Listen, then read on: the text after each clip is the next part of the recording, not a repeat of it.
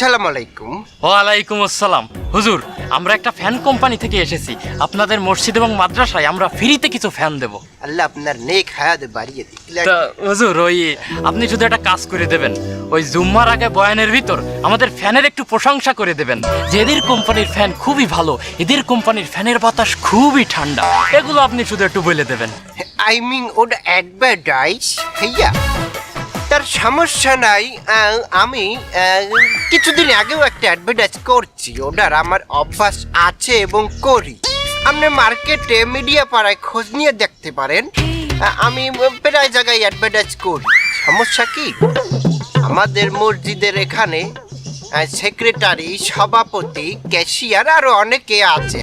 তার আমি যদি অ্যাডভার্টাইজ করি, হ্যাগো তো একটু দেখতে হয়, হ্যাগোর দিকটা না দেখলে কি হইবে? বস, এ তো টাকা চাই।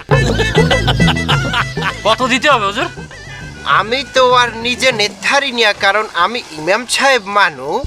এখন এই টাকাটা তো সেক্রেটারি, সভাপতি হ্যাগো খাওয়ানো লাগে। তার আমি ওই বাইরে যে অ্যাডগুলা করি, হাতে আমি 10,000-এর নিচে নিই না, বা আমার মার্কেট প্রাইস 10,000।